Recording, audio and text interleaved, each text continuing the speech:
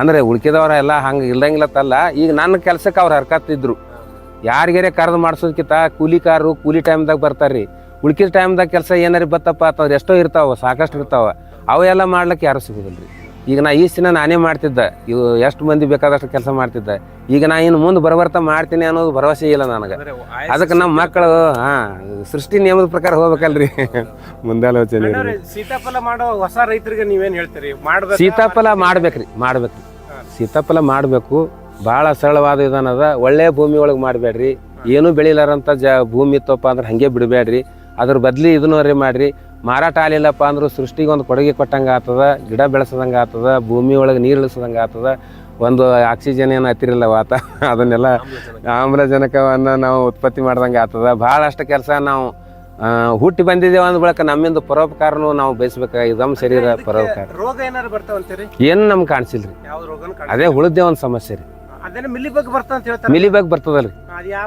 ಅದೇನು ನಾವು ಸುಮ್ಮನೆ ಊರದೇ ಬ್ಯಾಡಾಗಿದ್ದೆಲ್ಲ ತಂದು ರಾಸಾಯನಿಕಗಳನ್ನು ಹಾಕಿದ್ರೆ ಮೃದುವಾಗಿ ಬರ್ತದ್ರಿ. ಇದಕ್ಕೆ ಏನು ಬಂದಿಲ್ಲ ನೋಡ್ರಿ. ಇದಕ್ಕಿಂತ ದಪ್ಪ ಆತಾವ್ರಿ ಅವ್ರು ಉಳ್ಕಿದವ್ರು. ನಮ್ಮ ಇದ್ರಕ್ಕಿಂತ ಆತರಿ. ಆದ್ರೆ ಕಾಟ ಮಾತ್ರ ನಮ್ಮೇ ಹೆಚ್ಚು ಬರ್ತಾವ್ರಿ. ತೂಕಕ್ಕೆ ಜಾಸ್ತಿ ಬರ್ತಾರೆ. ವೇಟ್ ಇರ್ತದ್ರಿ ಇದು. ಇದ್ರಾಗ ಮಿಲಿಬಗ್ ಬರ್ಬೋದಾಗಿತ್ತು. ನಾವು ಹಾಡಾಗಿ ಬೆಳೆಸಿದ್ದೇವೆ. ಇದನ್ನು ಮೃದುವಾಗಿ ಬೆಳೆಸಿದೇವಪ್ಪ ಅಂದ್ರೆ ಮಿಲಿಬಗ್ ಬರ್ತವ್ರಿ. ಅಂದ್ರೆ ಇದಕ್ಕೆ ಸ್ವೀಟ್ ಬರಕ್ಕೆ ಏನ್ರಿ? ಸ್ವೀಟ್ ಬರ್ಲಕ್ಕ ಅದು ಏನು ಮಾಡಂಗಿಲ್ಲ. ಇದಕ್ಕೆ ನೀರೇ ಬಿಡಂಗಿಲ್ಲಲ್ಲ, ಅದ್ರದ್ದು ಅವಶ್ಯಕತೆನೇ ಬೀಳೋದು. ನಮ್ಮ ನ್ಯಾಚುರಲ್ ಫಾರ್ಮಿಂಗ್ದೊಳಗೆ ನಾವು ಯಾವುದೇ ಸ್ವೀಟ್ ಬರ್ಲಕ್ಕಾಗಲಿ, ಕಲರ್ ಬರ್ಲಕ್ಕಾಗಿ ಯಾವುದೂ ಪ್ರಚೋದಕಗಳನ್ನ ನಾವು ಸ್ಪ್ರೇ ಮಾಡಂಗಿಲ್ಲ ರೀ. ಮತ್ತು ಏನು ಮಾಡಂಗಿಲ್ಲ ಅಂದ್ರೂ ಎಲ್ಲರಿಗಿಂತ ಸ್ಪೆಷಲ್ ಮಾರ್ತದೆ. ಮತ್ತು ನಾವು ಇನ್ನೊಂದು ಹೆಜ್ಜೆ ಮುಂದೆ ಹೋಗಿ ಸೂಪರ್ ಮಾರ್ಕೆಟ್ಗೆ ಕನ್ವಿನ್ಸ್ ಮಾಡಿಕೊಂಡು ನಾವು ಇನ್ನೊಂದರ ತ್ರಾಸ ತೊಗೊಂಡು ಬೇಡದವ್ರಿಗೆ ಎಲ್ಲ ಕಳಿಸಿದೇವು ಅಂದ್ರೆ ಇನ್ನೂ ಹೆಚ್ಚಿಗೆ ರೇಟ್ 200-200 ತನಕ ಬರ್ಬೋದು ರೀ. ಆದ್ರೆ ನಮ್ಗೆ 40 ಎಕರೆದೊಳಗೆ ಕೈಕಸ ಇಲ್ಲಾರ್ದಂಗೆ ನೋಡ್ಕೊಂಡಿದ್ದೆವು. ಮಕ್ಕಳು ನಾವು ಇಬ್ಬರೇ ಇದನ್ನೆಲ್ಲ ಹಿಂಗೆ ಸ್ವಚ್ಛ ಇಟ್ಟಿದ್ದೆವು. ಯಾವುದೇ ಥರದ ಲೋಪದೋಷಗಳ ಯಾರು ನಿಮ್ಗೆ ಕಾಣಿಸಿರ್ಬೇಕಾದ್ರೆ ನನಗೆ ಕಾಣಿಸಿಲ್ಲ. ಇದ್ರಲ್ಲಿ ಏನಾರ ಮಾಡಬೇಕಾಗಿತ್ತಾನಂತ ಹಂಗೆ ಇಟ್ಕೊಂಡು ಹೋದಾಕರ ನಾವು ಈ ಮಾರ್ಕೆಟ್ ಕಡೆ ಭಾಳ ಲಕ್ಷ ಕೊಡ್ಬೇಕಾಗಿದ್ರಿನ ಮುಂದಿನ ದಿನಮಾನದಾಗ ಅದನ್ನು ಮಾಡ್ತೀವಿ ಎಲ್ಲ. ಅಂದ್ರೆ ಸೀತಾಫಲ ಮಾಡೋದು ಒಳ್ಳೇದ್ರಿ. ಒಳ್ಳೇದು. ದಾಳಿಂಬ್ರ ಮಾಡೋದಕ್ಕಿಂತ ದ್ರಾಕ್ಷಿ ಮಾಡೋದಕ್ಕಿಂತ ಭಾಳ ಸೂಕ್ತ ರೀ. ಭಾಳ ಸೂಪರ್ ರೀ ಇದು. ಯಾರ್ಯಾರೋ ಮೆಕೆಡೋಮಿ ಹಚ್ಬೇಕಲ್ಲಕತ್ತಾರ.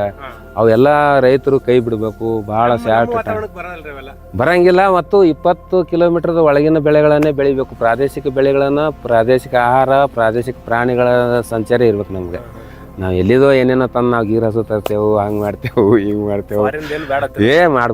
ಮಾಡಬಾರ್ದು. ಅವೆಲ್ಲ ವಿಡಿಯೋ ಮಾಡ್ಲಿಕ್ಕೆ ನಿಮ್ಮಂಥವ್ರಿಗೆ ಚಲೋ ಹೇಳ್ಕೊಳ್ಳೋ ಮುಂದಾಗ ಪುರಾಣ ಹೇಳಕ್ ಚಂದ ಕಾಣಿಸ್ತದ್ರಿ. ಅನುಭವಿಸೋದು ಭಾಳ ಕಷ್ಟ ಅದ್ರಿ ಅದು.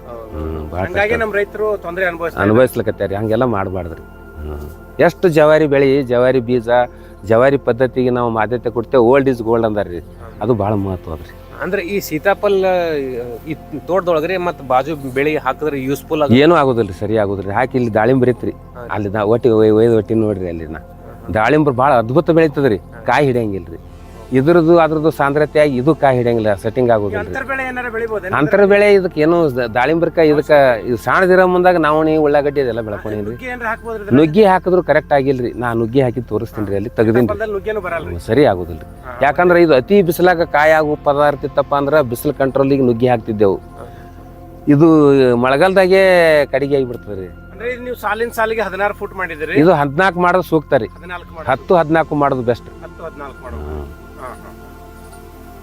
ಅಂದ್ರೆ ಒಳ್ಳೆ ರೈತರಿಗೆ ಅನುಕೂಲ ಆಗುತ್ತೆ. ಭಾಳ ಅಗ್ದಿ ಸೂಕ್ತ ಆಗ್ತದೆ.